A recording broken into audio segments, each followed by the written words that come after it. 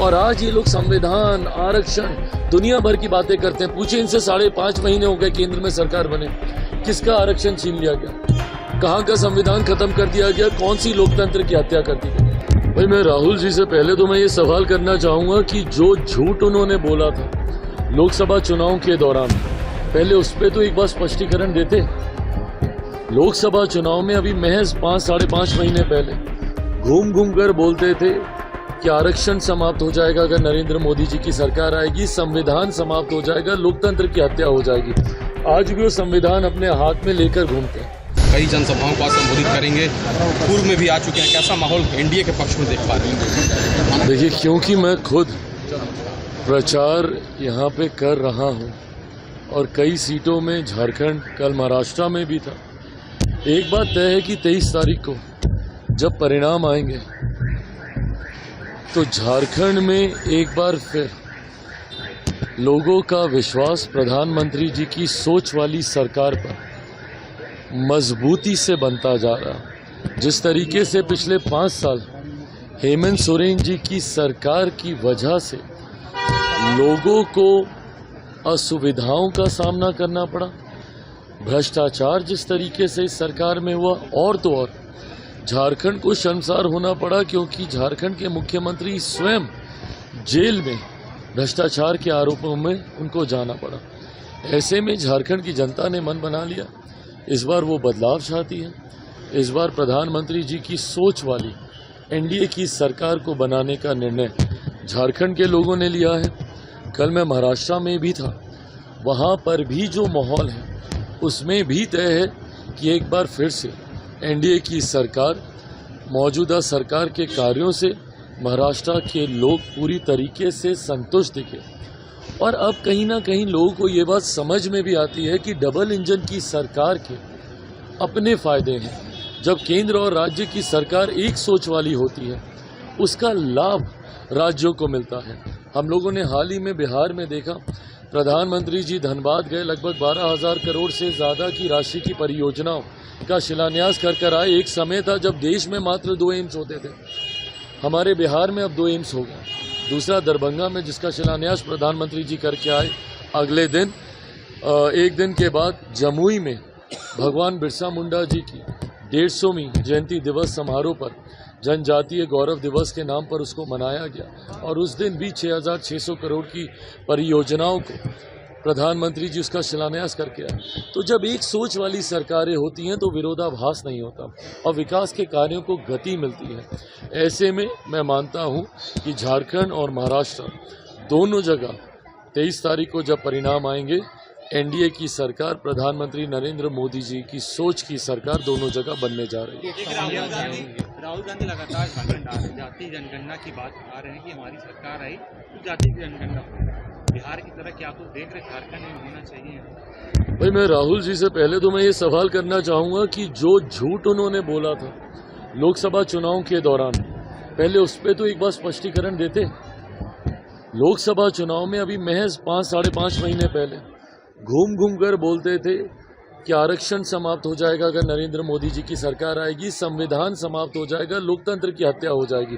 आज भी वो संविधान अपने हाथ में लेकर घूमते हैं। ये वही राहुल गांधी हैं और ये वही उनकी पार्टी है जो आज संविधान की प्रतिलिपि को नीचे नहीं रखते, हाथ में ले लेकर घूमते हैं। पर उसी संविधान के निर्माता डॉक्टर बाबा साहेब भीमराव अंबेडकर जी को इन लोगों ने, इनकी पार्टी ने, इनकी सरकार ने लंबे समय तक एक्नॉलेज तक करना ज़रूरी नहीं समझा। सम्मान देना तो दूर की बात है। 89 से पहले निरंतरता में लंबे समय तक इन्हीं की सरकार थी, इन्हीं के प्रधानमंत्री थे केंद्र में। उसके बावजूद डॉक्टर बाबा साहेब भीमराव अंबेडकर जी का एक तस्वीर तक भारत की संसद में नहीं थी। आज जिस संविधान की इनको चिंता इतनी ज़्यादा हो रही है, इन लोगों ने उस वक्त बाबा साहब को अपमानित करने में कोई कसर नहीं छोड़ी थी। और तो और उनको हराने के लिए इनकी पार्टी के नेताओं के द्वारा षड्यंत्र रचा जाता था जब बाबा साहेब जीवित थे। और आज इन लोगों को चिंता हो रही है। ये वही लोग हैं जो कि संविधान की प्रतिलिपि आज जब दिखाते हैं, पूछिए इस संविधान की हत्या सही मायनों में सन 75 में किसके द्वारा की गई थी? इन्हीं की पार्टी थी ना, इन्हीं के प्रधानमंत्री थे। उस वक्त आपातकाल लगाकर सही मायनों में अगर देश में कभी लोकतंत्र की हत्या की गई, संविधान को अगर कभी खत्म किया गया तो सन 75 में आपातकाल लगाकर किया गया। और आज ये लोग संविधान, आरक्षण, दुनिया भर की बातें करते हैं। पूछे इनसे 5.5 महीने हो गए केंद्र में सरकार बने, किसका आरक्षण छीन लिया गया, कहाँ का संविधान खत्म कर दिया गया, कौन सी लोकतंत्र की हत्या कर दी गई। हकीकत है राहुल जी, उनकी पार्टी पूर्णतः दलित विरोधी है। ना इनको कभी बाबा साहब स्वीकार्य थे, ना इनको जय भीम का नारा इनको स्वीकार्य होता है। इन लोगों की सोच रही है समाज में बस बांटो, डिवाइड एंड रूल की राजनीति करो। आज जब मेरे प्रधानमंत्री कहते हैं कि एक हैं तो सेफ हैं, इन लोगों को उसी बात से परहेज है, क्योंकि ये लोग ऐसे गठबंधन का हिस्सा है जहाँ पे जातीयता के आधार पर गठबंधन बनाए जाते हैं, सांप्रदायिकता के आधार पर गठबंधन बनाए जाते हैं, MY समीकरण बनाए जाते हैं। ये लोग उस गठबंधन का हिस्सा हैं। ये लोग चाहते ही नहीं कि देश एकजुट हो, समाज एकजुट हो, राज्य एकजुट हो।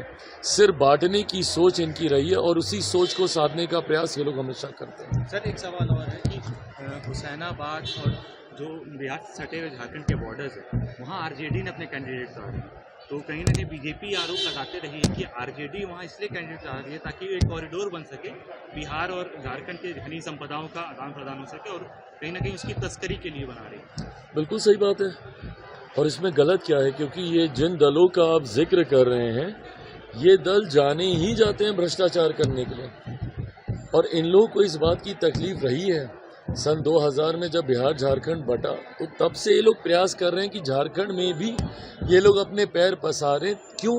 क्योंकि जितने खनिज पदार्थ हैं यहाँ पे, जितने भी रिसोर्सेज हैं, उसको कैसे ये लोग लूट सकें। बिहार में जंगल राज कायम करके बिहार को जितना लूटना था, जितना बर्बाद करना था, जितना पीछे धकेलना था, ये लोग कर चुके हैं। बिहार की छवि अगर आज खराब हुई है तो इन्हीं लोगों की वजह से हुई है। 90 का वो दशक याद कीजिए, जब लोग घर से निकलने में डरते थे। ऐसे में बिहार के बाद अब इन लोगों की नज़र यहाँ के रिसोर्सेज पर है, और ये लोग सही में वो कॉरिडोर ये लोग बनाना चाहते हैं बिहार और झारखंड के सटे हुए इलाकों में, ताकि उसके थ्रू पेनिट्रेशन शुरू हो और यहाँ पर आकर उसी माहौल को बनाया जा सके जो कि 90 के दशक में वहाँ पे था। और आज ये लोग संविधान, आरक्षण, दुनिया भर की बातें करते हैं। पूछे इनसे 5.5 महीने हो गए केंद्र में सरकार बने, किसका आरक्षण छीन लिया गया, कहाँ का संविधान खत्म कर दिया गया, कौन सी लोकतंत्र की हत्या कर दी गई। भाई, मैं राहुल जी से पहले तो मैं ये सवाल करना चाहूँगा कि जो झूठ उन्होंने बोला था लोकसभा चुनाव के दौरान, पहले उस पर तो एक बार स्पष्टीकरण देते। लोकसभा चुनाव में अभी महज 5-5.5 महीने पहले घूम घूम कर बोलते थे कि आरक्षण समाप्त हो जाएगा अगर नरेंद्र मोदी जी की सरकार आएगी, संविधान समाप्त हो जाएगा, लोकतंत्र की हत्या हो जाएगी। आज भी वो संविधान अपने हाथ में लेकर घूमते हैं।